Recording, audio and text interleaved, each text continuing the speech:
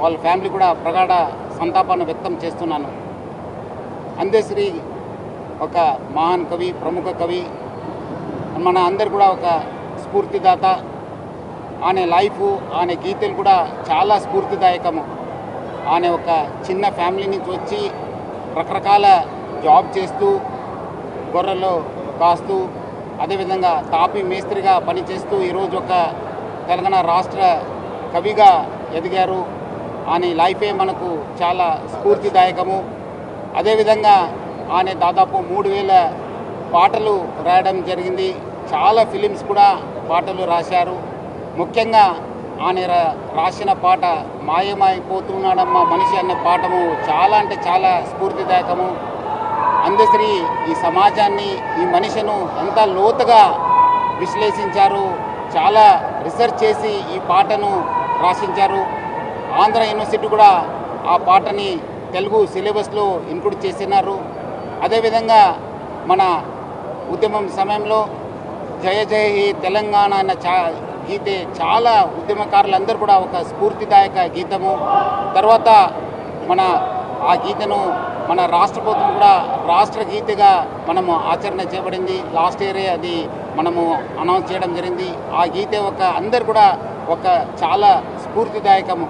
So ఇట్లా అనేక పాటలు స్ఫూర్తిదాయకం ఉన్నాను. ఈరోజు ఆయన ఒక మరణము మొత్తం తెలంగాణ సాహితీ లోకానికి ఒక తీరన లోటు, తెలంగాణ ప్రజానికానికి, తెలంగాణ రాష్ట్రానికి ఒక తీరన లోటు.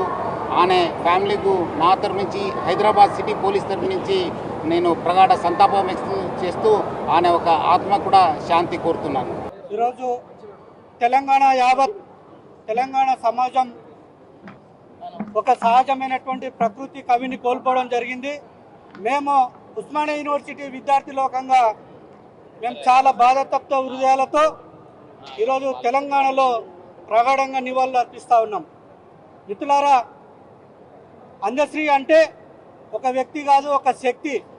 తెలంగాణ సమాజానికి, ఉద్యమకారులకు, మరీ ముఖ్యంగా ఉస్మానియా యూనివర్సిటీ విద్యార్థి నాయకులకు వెన్నుదన్నుగా నిలిచి మేము ఉద్యమంలో నిరాశ నిస్పృహలో ఉన్నప్పుడు ప్రజాయుద్ధం ఒక గద్దర్ లాంటి వ్యక్తులు, అదేవిధంగా అందశ్రీ లాంటి మహానుభావులు, ఉద్యమకారులు మా వెనుక ఉండి ప్రోత్సహించి తెలంగాణ ఉద్యమం విజయ తీరాలకు చేర్చే విధంగా మా వెనుక ఉండి సాహిత్యంలో మాకు వెన్నుదన్నుగా నిలబడినటువంటి సందర్భాలు గుర్తొస్తూ ఉన్నాయి.